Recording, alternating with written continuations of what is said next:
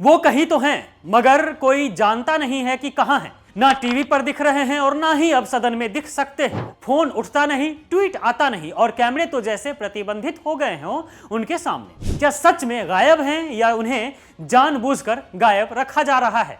आखिर कहां खो गए पूर्व उपराष्ट्रपति धनखड़ साहब? एक दिन संसद में किसानों का दर्द बयां कर रहे थे, अगले दिन अचानक इस्तीफा और फिर खामोशी ही खामोशी। 10 दिन बीत गए, ना धनखड़ दिखे, ना उनकी आवाज किसी ने सुनी।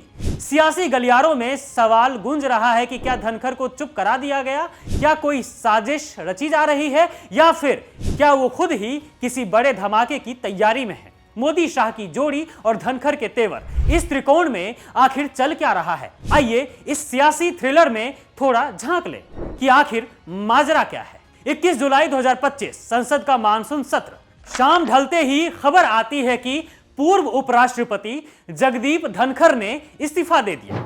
वजह स्वास्थ्य समस्या बताई गई कि स्वास्थ्य ठीक नहीं है। लेकिन रुकिए, जो शख्स सुबह तक फिट हो, फिर अचानक ये क्या हो गया?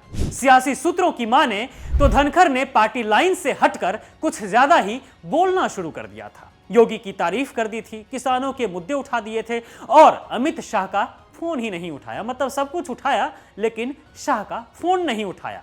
क्या ये सब बीजेपी हाईकमान को खटक गया?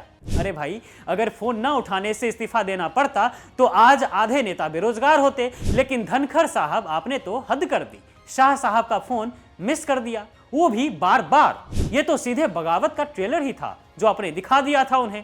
खैर, इस्तीफे के बाद धनखड़ साहब गायब हो गए। ना कोई बयान, ना press conference.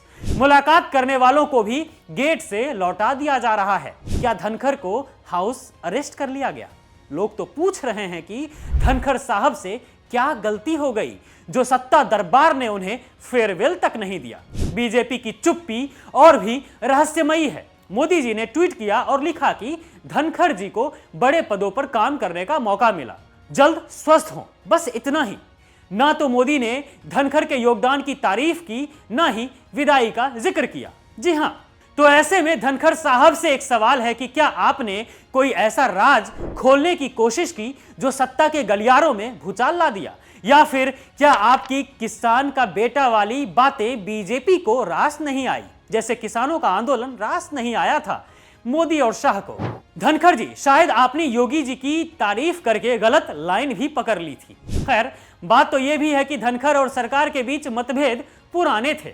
Justice Yashwant Verma के खिलाफ महाभियोग प्रस्ताव लाने की बात पर पहले तो सहमति नहीं दी थी, बाद में दी थी। किसानों के मुद्दों पर उनकी जाट का बेटा वाली टिप्पणियां सत्ता पक्ष को सही नहीं लगी। और तो और कुछ लोग तो ये भी कह रहे हैं कि धनखड़ सत्यपाल मलिक की राह पर चल पड़े थे, जिसके बाद काफी सारे सवाल उठने लगे, जैसे कि क्या ये सब 17 सितंबर से पहले अंदरूनी बगावत दबाने की चाल थी? सवालों की तो जैसे झर्रियां ही लगी हुई हैं, एक दो नहीं कई सारे। क्योंकि धनखड़ जी की तबीयत अगर काफी ज्यादा भी खराब है तो भी क्या वे 10 दिन में एक भी बयान नहीं दे सकते थे?